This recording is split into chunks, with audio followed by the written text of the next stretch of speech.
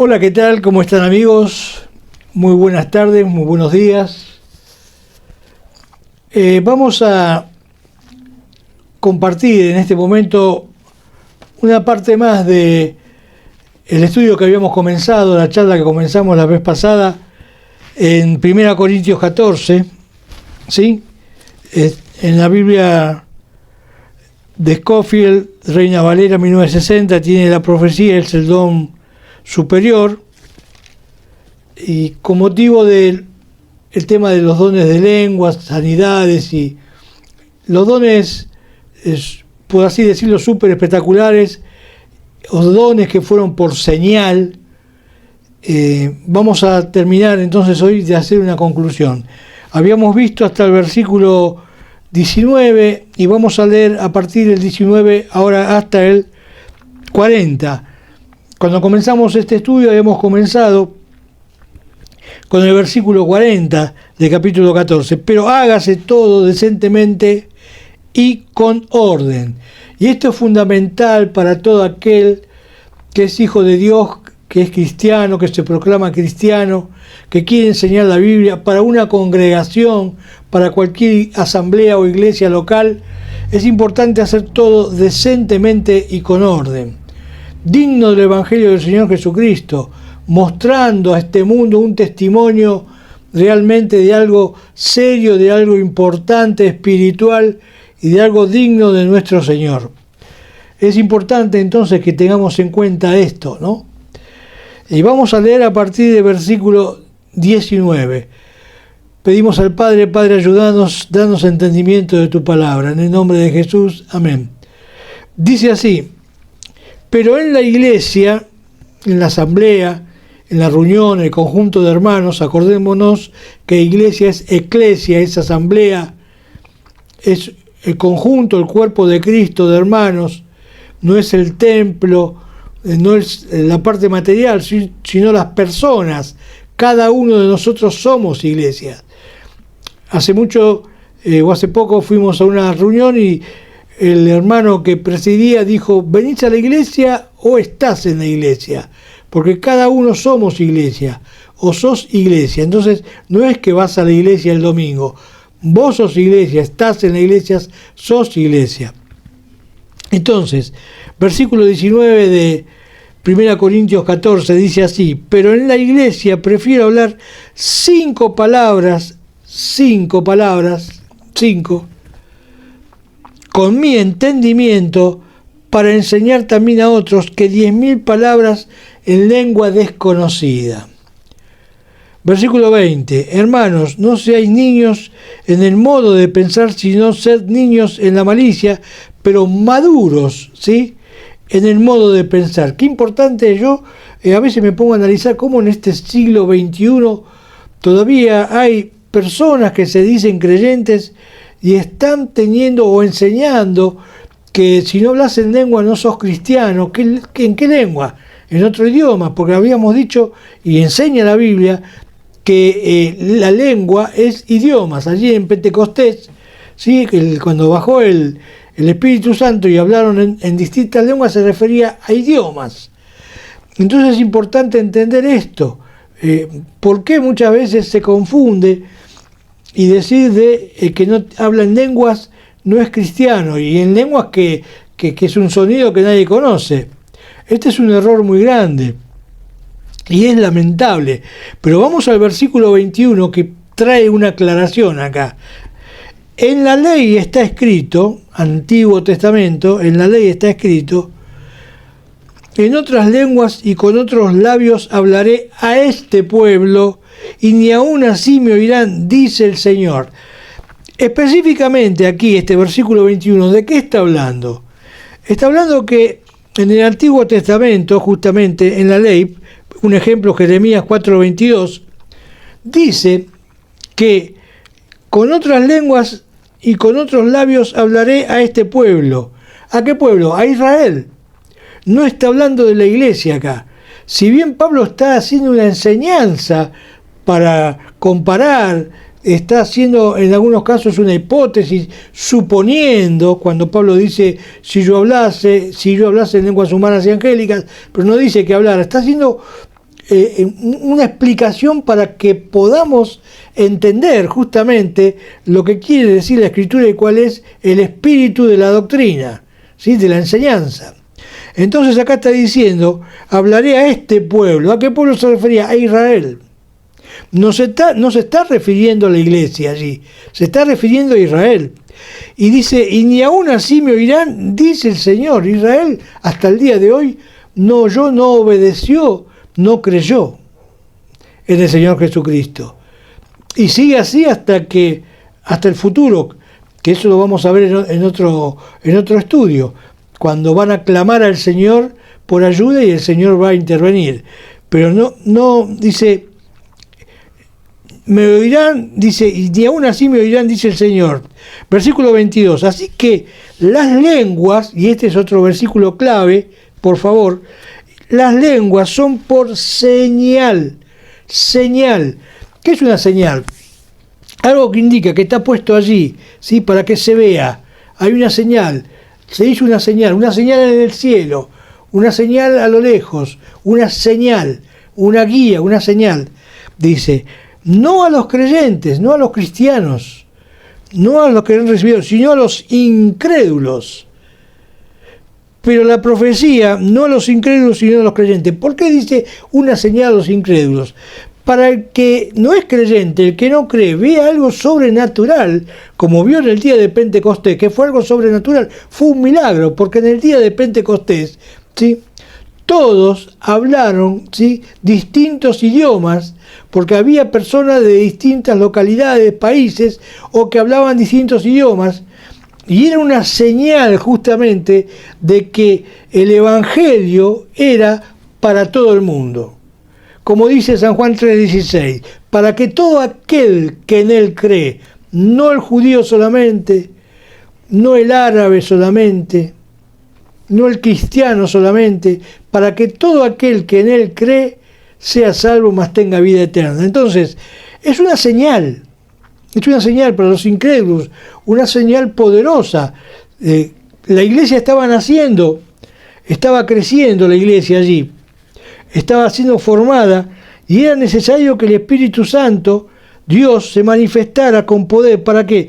Para que los incrédulos que estaban allí en Pentecostés ese día, ¿sí?, pudieran creer, pudieran ver que era algo de Dios, no era algo inventado, fingido, como muchas veces se finge en algunos lugares, entre comillas, que se dicen evangélicos o templos, sino algo real, algo poderoso. ¿Por qué? Porque era el Espíritu Santo utilizando a los discípulos en ese momento. ¿Para qué? Para mostrar al mundo que había llegado la gracia de Dios y que iba a ser para salvación a todo aquel que quiera creer. Entonces, volvemos, versículo 22. Así que las lenguas son por señal, no a los creyentes, sino a los incrédulos, pero la profecía no a los incrédulos, sino a los creyentes. ¿Por qué la profecía? La enseñanza de la palabra. Ahora, aquí, ¿podemos hoy pensar que puede haber lenguas por señal?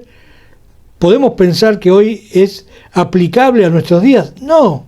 ¿Por qué? Porque no estaba todavía la Biblia completa. Porque todavía no se había escrito los últimos versículos del Apocalipsis, ¿sí? Entonces, al no estar la Biblia completa, esto se repetía, esto era obra de Dios.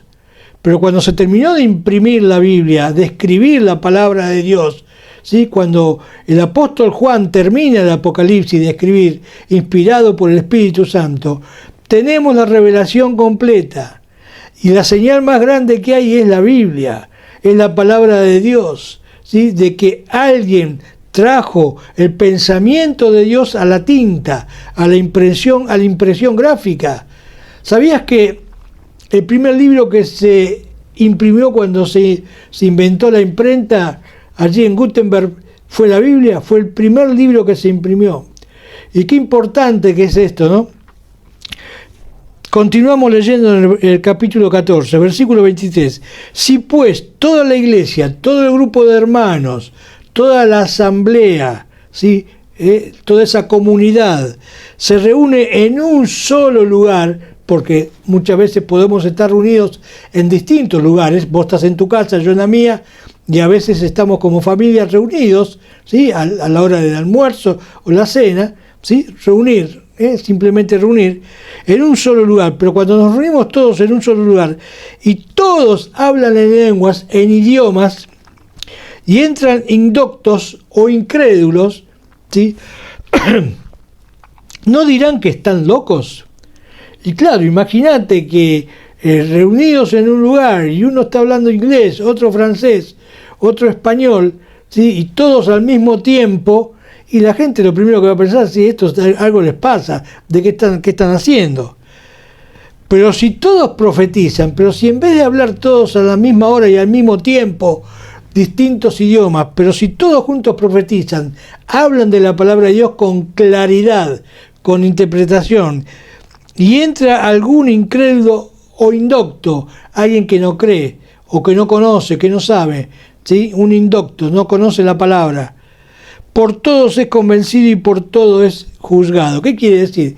Que todos vamos a colaborar, ¿sí? a ese incrédulo, para animarle a que conozca el Evangelio, para que conozca la salvación, para hablarle de su arrepentimiento, que debe arrepentirse de sus pecados y aceptar a Cristo, porque está en condenación eterna que va a ir después al infierno. Entonces, por todos es convencido y por todo es juzgado. Lo oculto de su corazón se hace manifiesto, y así, postrándose sobre el rostro, adora a Dios declarando que verdaderamente Dios está entre vosotros. Qué lindo es, ¿no?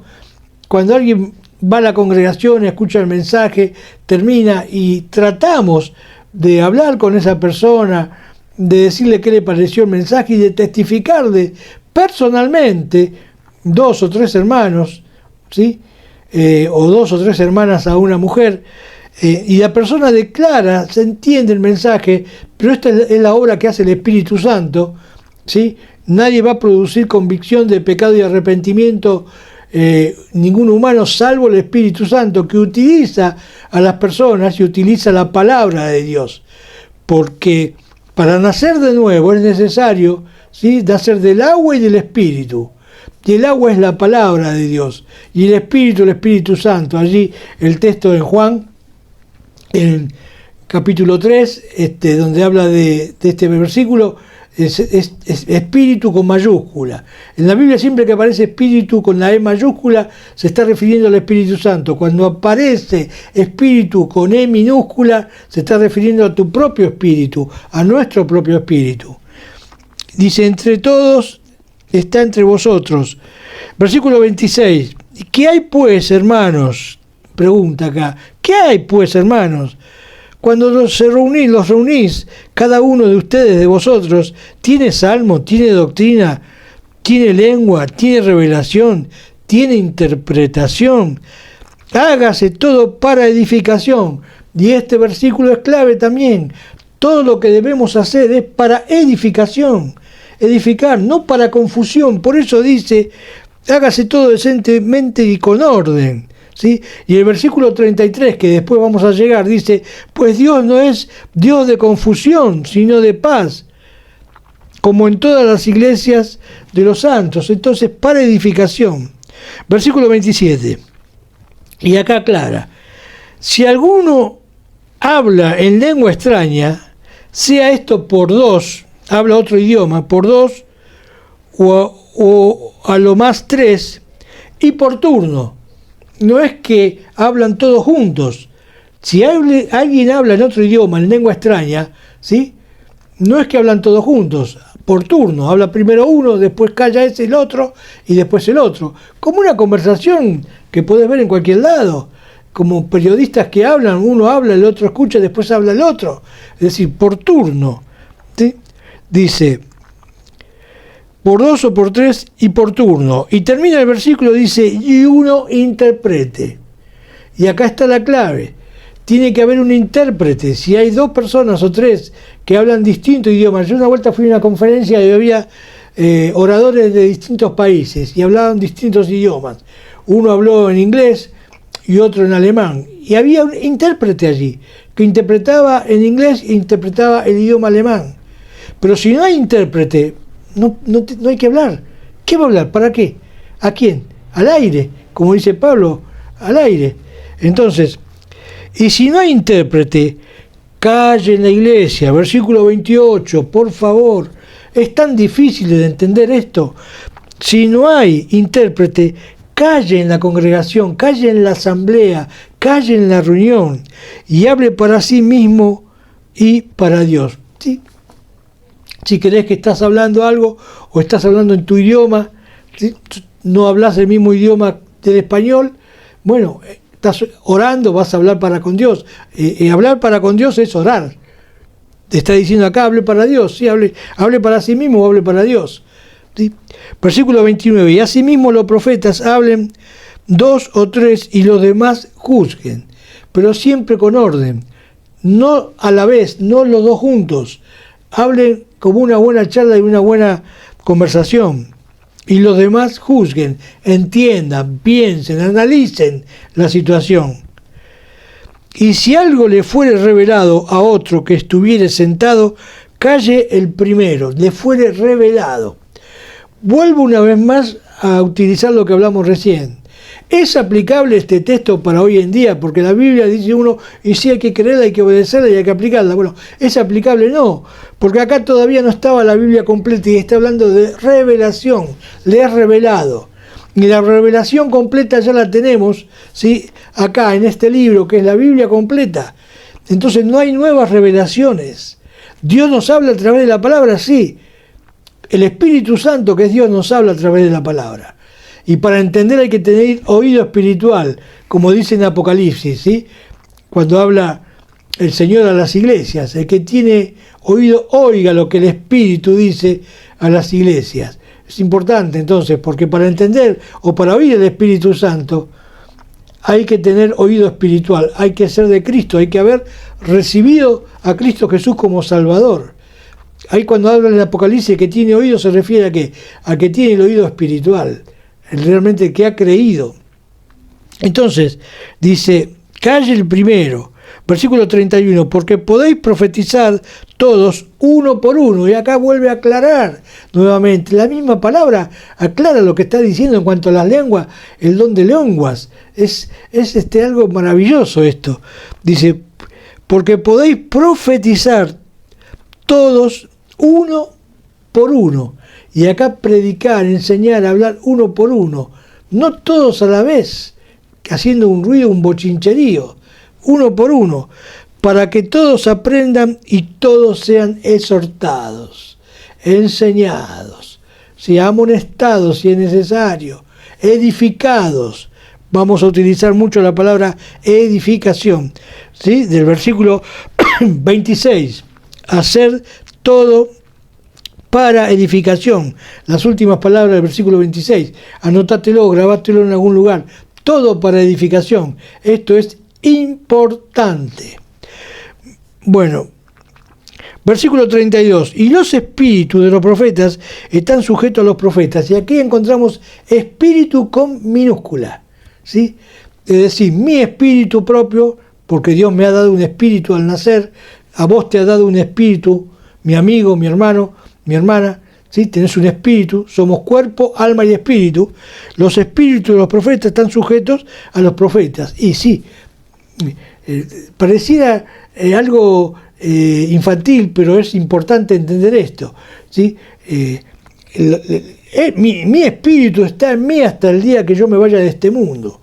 Después, el día que me voy de este mundo, si me voy en el arrebatamiento, bueno, después vemos, pero el que muere, el que fallece, muere el cuerpo, muere la carne, pero el espíritu y el alma siguen vivos.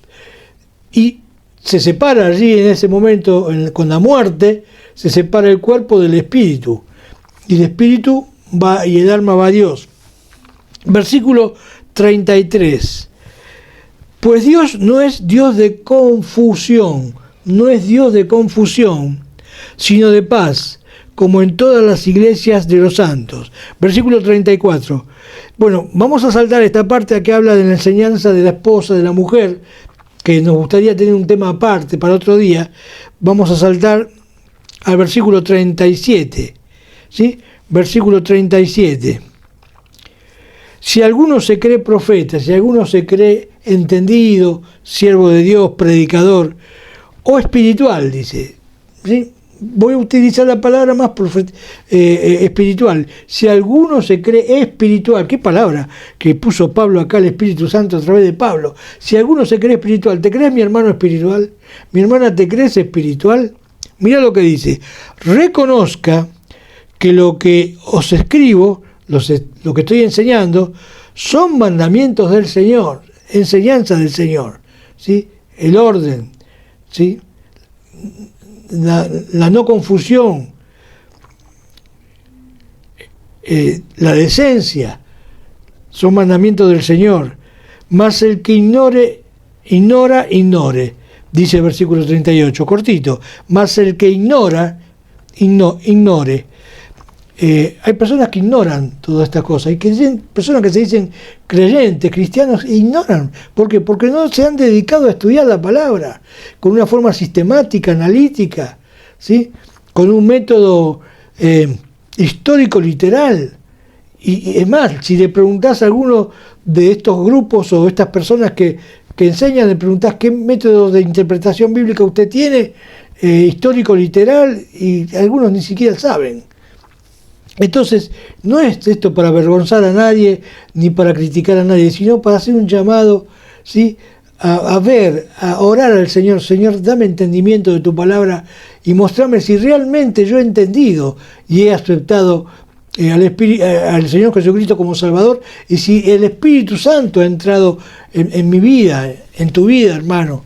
Si tenés al Espíritu Santo, que va a ser Él, la unción que es el Espíritu Santo, es el que te va a llevar a conocer toda la verdad, ¿sí? Toda verdad.